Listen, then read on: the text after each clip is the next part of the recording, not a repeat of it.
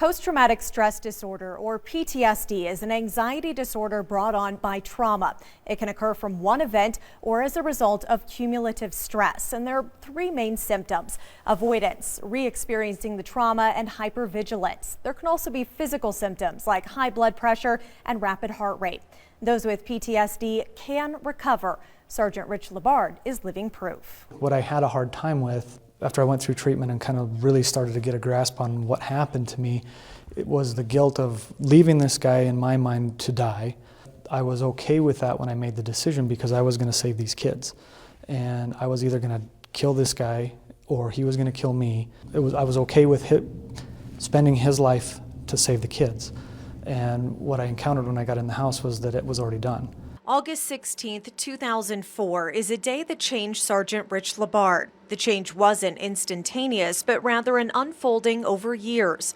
Labard was first on scene to an active shooter call where he was forced to leave a man shot in the chest in the yard to proceed, as police training teaches, to a threat inside the house. There, he found a man who had just shot himself. Personality changes, sleepless nights, flashbacks, paranoia. Mental and physical symptoms escalated over the years. All the while, he didn't connect the dots between incidents and symptoms.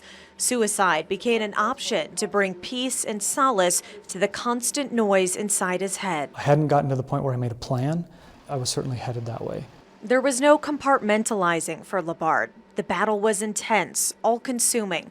Exhausted with a high temperature, rapid heart rate, and heavy breathing, he couldn't mentally handle what was happening inside him, and physically, he couldn't go on.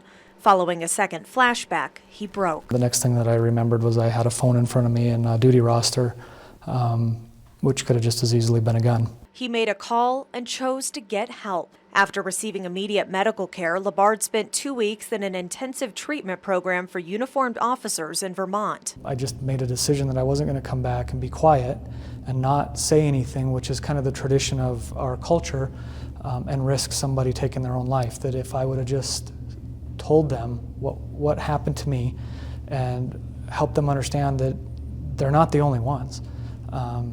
If I wouldn't do that and somebody took their life, especially somebody that I knew, I could never have lived with myself. So he shares his story, a real, honest, personal example of PTSD in someone who continues to do his job as a police officer. Labard often has assistance in these presentations from Senior Officer Justin Stevens, who's passionate about helping others and keeping post-traumatic stress from becoming a disorder. It definitely eats you up. You can't control what's happened in the past or what's going to happen in the future, but we consistently keep trying to, and again, it's just another thing that we do as humans that if we can just work on being here in the present moment and being thankful for where we're at right now. Men and women in blue are trained to be objective on scene, but they're not without emotion. Behind the badge, each will respond differently to different types of calls. For those who go down the painful road of PTSD, there is light and a future. We're people too, and we have lives outside of police work, and we struggle with the same things that you probably struggle with. Even though we are cops, we're human too. Was it life-changing? Absolutely.